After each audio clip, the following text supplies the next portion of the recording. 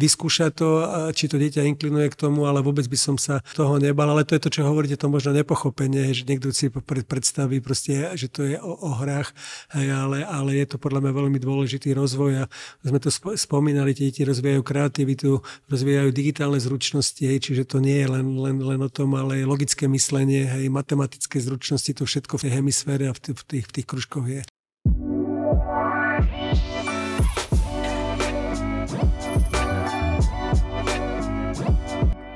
Zdravím, milí posluchači, vítame vás pri sledovaní novej epizódy Hemisféra podcastu. Naposledy sme sa tu spolu videli s našimi lektormi, ktorí sa dlhodobo venujú odbornému vzdelávaniu u nás v organizácii.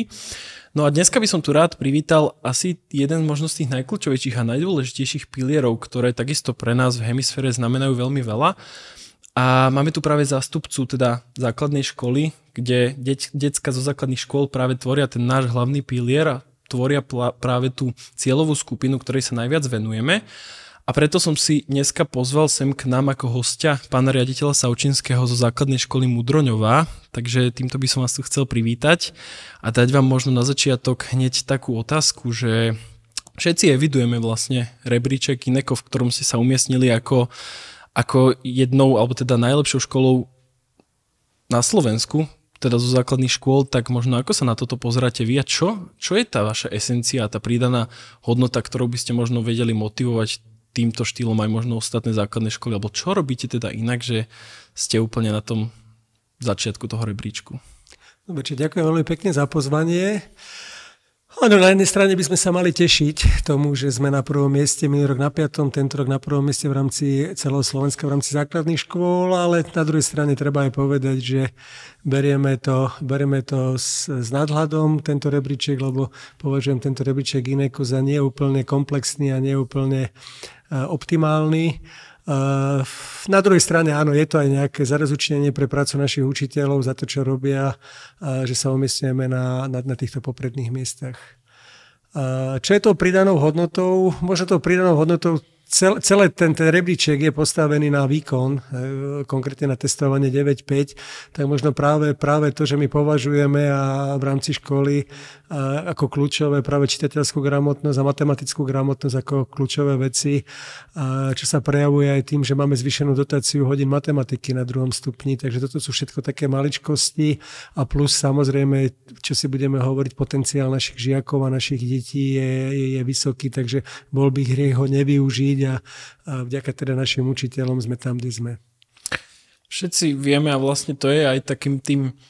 takouto pridanou hodnotou a tou esenciou hemisféry, že my naozaj sa snažíme pomáhať tým základným školám a tým sa aj píšeme a to je vlastne takým tým základným pilierom, že tie základné školy to nezvládnu bez nás a že práve prečo to tak je. A to sme si už viackrát odpovedali aj s predošlými hostiami, že je to ten nedostatok tých pedagógov. Tak ako sa možno snažíte, alebo teda, aby som bol presný, pedagógov informatiky, že ako sa vy možno snažíte aj reagovať možno na tento problém, hej? Že máte, alebo prípadne, že dáva vám zmysel nejaká možno spolupráca so zapojením nejakých lektorov, ako keby aj že z hemisféry, lebo vieme, že vy nás podporujete kvázi štýlom, že máme spoluprácu, kde organizujeme vlastne krúžky pre vaše deti, ale že ako sa toto možno tí naši lektori, ktorí chodia na tie krúžky a zastrešujú tie krúžky technicky, odráža aj na tej vašej výučbe, prípadne teda ako bojujete s tým nedostatkom tých informatikov vo vašich radoch? No, to je celobratislavský problém a veľký problém. Práve tieto technické smery a matematické smery je asi najväčší problém. Nájsť dobrého fyzika, matematika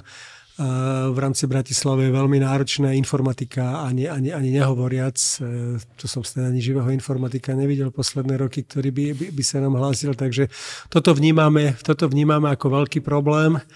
A aj preto vítame v podstate spoluprácu s hemisférou, že v podstate nejakým spôsobom nám dáva nám nejakú nadstavbu k tej informatike, ktorú učí pani učiteľka a je to niečo plus, čo tá škola má. Lebo väčšina tých krúžkov sú skrátka tak nastavené, že a to sme sa aj vlastne bavili spolu, že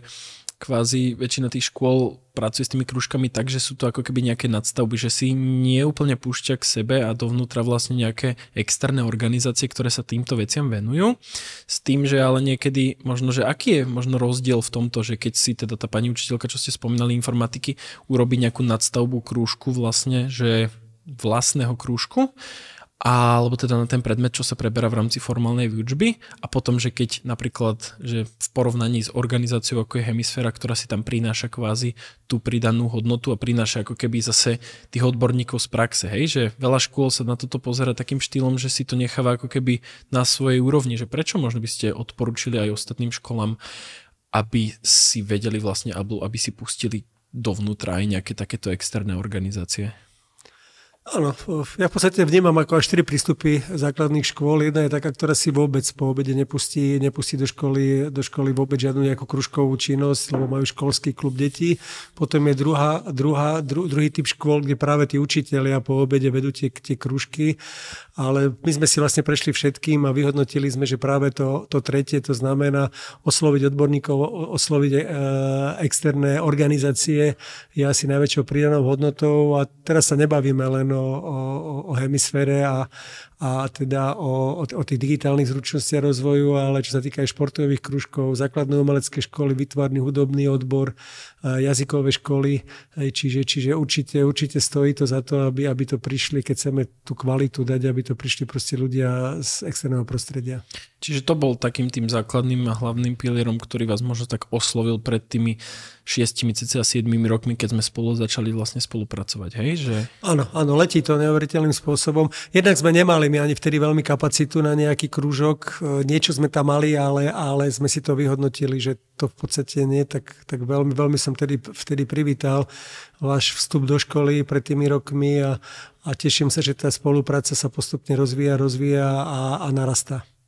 Vnímate možno nejakú, alebo teda tých pridaných hodnôt minimálne, ktoré sme sa tu snažili vlastne ukázať aj v predošlom podcaste s našimi lektormi je veľa, ale vnímate vy, alebo že niečo evidujete, čo sa fakt, že možno na tých deckách, ktoré chodia potom aj v tých mimoškolských vlastne aktivitách na krúžky Hemisféry, že vnímate u nich nejaké rozdiely, že možno sú niekde trošku, že popredu, alebo v niektoré vlastnosti majú tak viac rozvinuté, lebo v Hemisfére naozaj dbáme aj na tie mäkšie zručnosti, na tú komunikáciu, na to taký ten tímový proces a takéto nastavovanie tých projektov a takých tých svojich vlastných prác, na ktorých potom tí žiaci pracujú. Áno, určite. Asi explicitne to teraz zmerať je asi ťažko, lebo stále ten počet tých detí, boli by sme oveľa radi, keby bolo ich oveľa viac, ale určite tá pridaná hodnota je. Na druhej strane treba povedať, že to, čo sa učí na informatike a to, čo ponúka Hemisféra, sa často veľmi neprekrýva. Čiže na tej informatike sa učia proste základné veci, základné kompetencie. Tá Hemisféra je fakt odborná nadstavba niekde inde. Ale určite my to vítame aj z hľadiska takého rozvoja kreativity tých detí, tých zručností digitálnych. Čiže určite tým deťom, aj čo máme informácie od rodičov, teda spokojnosť, tak je to aj pre školu je to pridaná hodnota, že toto vieme po obede ponúknuť. Ja ešte premostím možno naspäť k tým pedagógom, že na to, aby vôbec sme vedeli ale takto spolu aj motivovať, lebo však aj o tom to je, že chceme motivovať aj ďalšie základné školy, zapojiť sa vlastne do toho, aby to aj oni prinášali svojim žiakom, že ak by sme, na to, aby to fungovalo, potrebujeme mať aj trošku takých aktívnejších pedagógov a informatikov a vy ich, pretože to funguje a funguje to takisto aj s ostatnými školami, s ktorými pracujeme, tak vy tých pedagógov máte, hej? To znamená, že tí ľudia tí takí iniciatívnejší tam sú, ktorí sa do tých vecí aj zapájajú. A čo možno by ste takto odporúčili, ak to teraz možno sleduje nejaký riaditeľ školy alebo niekto, že akým štýlom možno tak nejak namotivovať tých ľudí v tých radoch teda škôl, aby sa aj oni do tejto iniciatívy pustili, lebo častokrát teraz to poviem a môže to podriť trošku tú moju, alebo tú našu teda snahu robiť to, čo robíme na tých základných školách, ale prakticky, že my a Hemisféra to, čo robíme, je skrátka, že my to vieme tých pedagógov aj svojím spôsobom naučiť, aby možno do budúcna, ak sledujú to, čo robíme s nimi na tých krúžkoch, s tými deckami, tak vedia toto priniesť nejako aj do tej formálnej výučby, hej, a vedia tie procesy, tie princípy toho osobnostného rozvoja potom tí učitelia možno zapracovať aj na tej informatike, vedia tam pridať tie esencie, čiže my kvázi aj týmto štýlom vieme a motivujeme možno aj tých pedagógov, ale čo teda možno majú spraviť, a viem, že to je to ťažká otázka, ale čo teda majú spraviť tie základné školy, aby tí pedagógovia možno rozmýšľali tak prodigitálne, hej, a viac ako keby tak dbali na to, že naozaj tie technológie sú dôležitým pilierom a že chcete určite aj vy naškalovať tie čísla tých žiakov, ktorí potom pokračujú od vás na stredné školy aj na technické stredné školy. Ľahšiu otázku? No, to je ťažká otázka. Boríme sa v školstve s mnohými problémami, či toto je len jeden z problémov. Často školy sú radi, že vôbec dokážu pokryť odborne tie vyučovacie predmety. Toto, o čom sa bavíme, je nadstavba. Nájsť si dobrého človeka, dobrého informatika, to nemusí byť ani informatika, ani my nemáme učiteľa informatika, ale máme človeka, ktorý je otvorený novým trendom a týmto veciam, čiže to je možno niekedy aj dôležitejšie, aby ten človek chcel a bol prístupný, ako to, ak máte nejakého informatika, ktoré svoje si odučí, ale myslím si, že veľa to závisí od vedenia školy, ako toto vieme aj my nahradiť, aj zo začiatku sme to nahradili tým, že v podstate tá iniciatíva nebola od strany učiteľa informatiky, ale skôr od strany vedenia školy a toto, že to tam chceme a musí to riaditeľ si zobrať ako svoju prioritu a vedenie školy a asi toto je cesta. To ste mi práve vytiahli inak myšlienku z úst, že ja som nad tým presne rozmýšľal, že veľakrát nejde práve o to, že akým štýlom je ten človek, že do tých technológií namočený a ako možno má to technické zázemie, ale ide skôr aj o to presne, že ako chce a ako komunikuje, ako je preto nadšený a už potom tie technológie a tieto všetky veci sa už potom oni vedia vlastne aj doučiť, lebo naozaj to technologicky sú to na tej základnej škole úplne základy, ale pokiaľ budeme dlhodobo ako spoločnosť, a vy ste spomenuli, že Bratislava má s tým problém, tam by som doplnil, že celé Slovensko má kvázi s tým problém, že potom už ak toto zachytíme už priamo pri tých pedagógoch a pri tých učiteľoch, na čo takisto máme v zásade rôzne vzdelávacie workshopy a veľakrát sa tomu možno tí učiteľe aj brania, ale tu sa mne napríklad páči, že tí riaditeľe mnohokrát prichádzajú aj s tým, že posielajú tých svojich ľudí na tie rôzne školenia a potom, lebo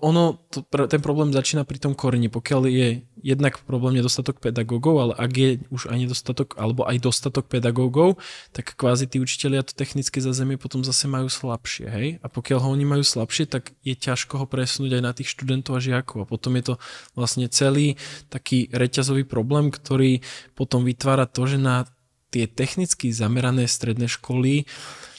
je potom menší počet žiakov, hej, a tým pádom do tých technológií sa ich posúva menej. A toto je vlastne celý ten problém, ktorému sa už v hemisfére snažíme zabrániť, ale samozrejme s tým bojujeme aj na úrovniach potom ďalších partnerských vzdelávacích organizácií, hej, čiže... No ja vám poviem,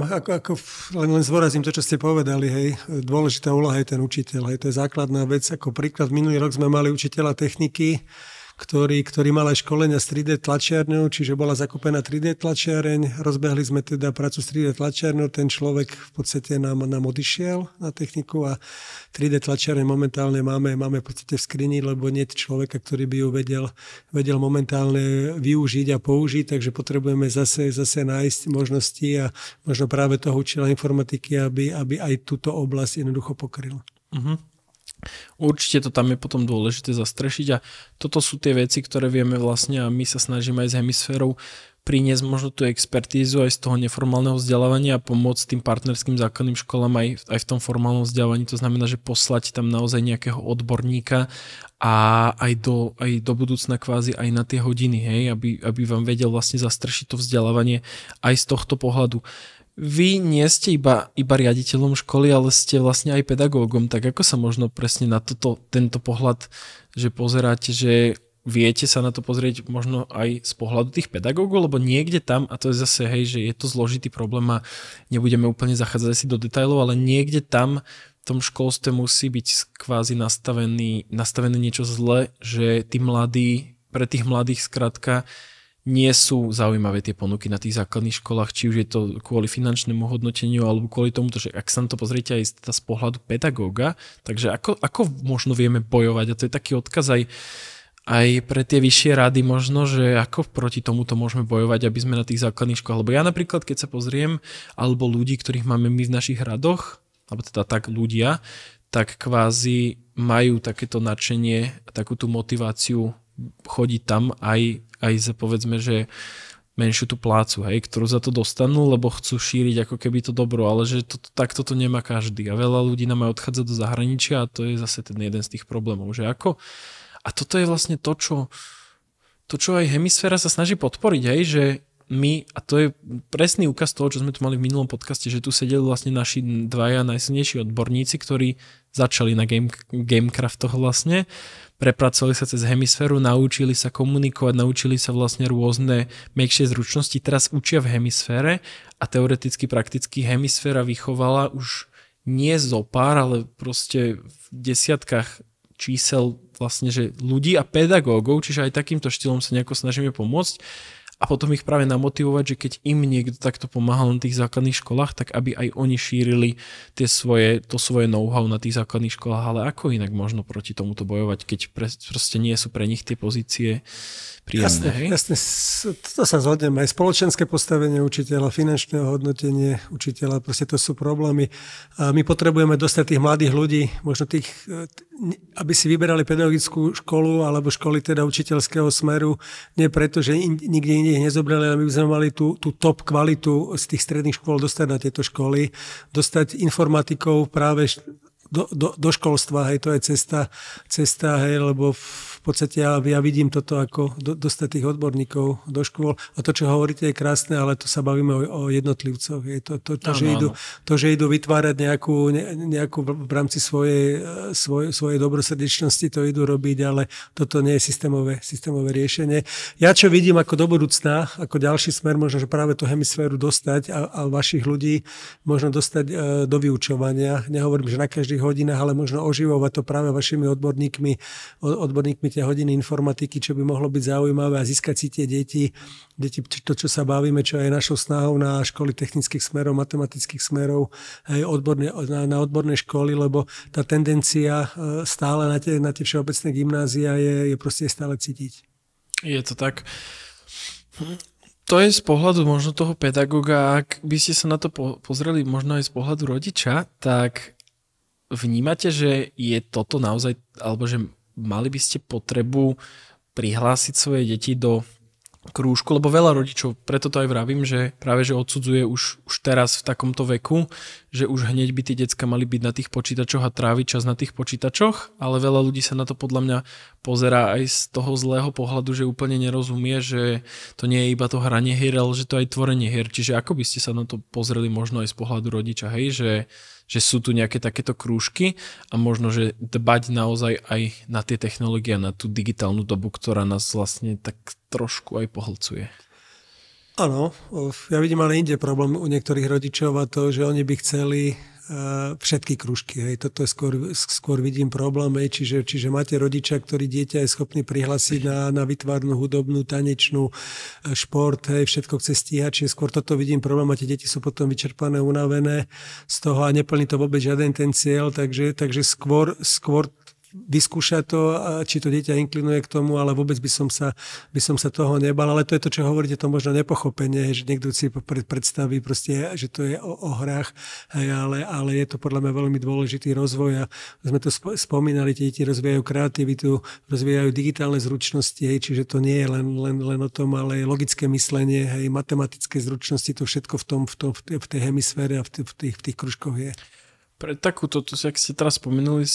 tak je to aj v tých krúžkoch, ale napríklad, že my to vieme v Hemisfére, rozdeľujeme tie aktivity aj takým štýlom, že máme tam tie krúžky, kde sú všetky tieto zručnosti zahrnuté, ale potom máme vlastne aj letné tábory a to je teraz taký odkaz aj pre vás všetkých rodičov a sledujúcich, ktorí nás teda sledujete tento podcast, že plánujeme v lete, už teraz máme vlastne spustené prihlasovanie na letné tábory a práve jednou z 2 škôl, na ktorých vlastne budeme po celej Bratislave, je aj teda základná škola Mudroňová a A práve tie tábory sú pre nás alebo pre tie deti takouto vstupnou aktivitou, kde im doplňame a vlastne zabezpečujeme takú tú moderovanú slobodu, pričom presne, že môžu byť kreatívni, môžu si pozrieť, či ich baví nejaká jemná motorika, alebo ich bavia nejaké športové zamerania, alebo ich bavia tie digitálne technológie, ale majú napríklad všetko regulované. To znamená, že nie sú na počítačoch, na čo sa tiež rodičia pozerajú, takže digitálny tábor, tak teraz celý deň bude niekto na počítači, vôbec to tak nie je. A preto som vlastne chcel aj teraz zdôrazniť, že tie tábory sú takoutou vstupnou aktivitou do toho ekosystému a potom na tých táboroch častokrát tie deti zistia taký ten svoj možno aj skrytý talent, ale možno zistia takú tú, že na čo majú chuť, čo ich baví, čo chcú vlastne riešiť a potom to si vedia vlastne sami individuálne vybrať a naškalovať potom aj na našich ďalších krúžkoch a to je naozaj aj dôležité, čo ste teda spomenuli, hej, že tieto zručnosti sa tam vlastne rozvíjajú a že pracujeme s tými deckami kvázi, že úplne individuálne a tu by som ešte raz povedal jednu dôležitú vec, že veľakrát a máme s tým skúsenosti aj na iných úrovniach, tí rodičia chcú všetko naraz a chcú toho veľa a preťažujú tie svoje deti a toto je tiež taký jeden problém, že treba sa vždy uspokojiť s niečím a skôr podľa mňa ísť presne, že tou kvalitou a nie úplne tou kvantitou a to veľakrát napríklad a kľudne mi môžete aj rodičia dať vlastne za pravdu, ak s tým súhlasíte v komentároch, že veľakrát veľa rodičov tlačí na tie deti a to tlačí z toho dôvodu, že oni možno nemali v tej dobe, kedy študovali vlastne také zázemia, také možnosti vedieť si zabezpečiť, dovoliť aj z finančného hľadiska, aj z časového hľadiska všetky tieto aktivity. Takisto napríklad, keď sa na to pozrieme aj k tomu odbornému hľadisku, že čo sa týka jazykov, hej, to znamená, že v dnešnej dobe je in, že decka chodia vlastne na 4, 5, 6 jazykov, hej, čo majú aj v škole a na konci dňa, keď mám pravdu povedať, tak aj my vlastne s našimi ďalšími vzdelávacími organizácií, keďže máme aj školu Skyro, tak tam sme sa proste pozerali na to takým štýlom, že chceme ísť do toho postupne pomaličky a naučiť ich najskôr tú angličtinu popri tej slovenčine, ktorá je samozrejme základ a patrí do tých všeobecno vzdelávacích predmetov a nepridávať im tam možno nemčinu, možno ďalší, 3., 4., 5. jazyk. A to preto, aby sme ich práve nepreťažili a nepridali tento efekt, že z každého majú troška v zásade, nemajú čas možno rozvíjať sa práve v iných veciach a práve aj to detstvo je tam podľa mňa veľmi kľúčové, aby sme tam zachytili tie body a tie veci, čo tie deti bavia a oni si potom už budú podľa toho v zásade vedieť naškalovať aj tú takú ich budúcnosť. Hej? Čiže takýmto štýlom asi sa na to aj my v Hemisfére pozeráme. Ja keď môžem ešte doplniť to, čo ste hovorili teraz ohľadom, my sme tú spoluprácu našu niekoľkoročnú v rámci kružkov rozšírili teda aj o ten tábor a máme za sebou absolvovaný spolu tábor cez jarné prázdniny a musím teda povedať, že bol veľmi úspešný a teším sa teda na ďalšiu spoluprácu a verím teda, že tie letné tábory sa nám podarí naplniť a k spokojnosti teda rodičov a aj školy. Super, ja asi mi ostáva už iba poďakovať a možno ešte také úplne posledné zhrnutie, také odporúčanie pre základné školy, že nebať sa toho a možno skúsiť sa do toho pustiť aj s jedným pedagógom, s jednou možno triedou a zistiť si nejaký predbežný záujem a toto je vlastne taký odkaz, ktorý teraz poviem vlastne aj rodičom a aj učiteľom, že a možno aj teda riaditeľom základných škôl, ak sa k nám dostanete formou teda týchto videí, že ak budete mať akúkoľvek potrebu možno, alebo budete chcieť Hemisféru u vás na škole, stačí nám vlastne napísať, buď teda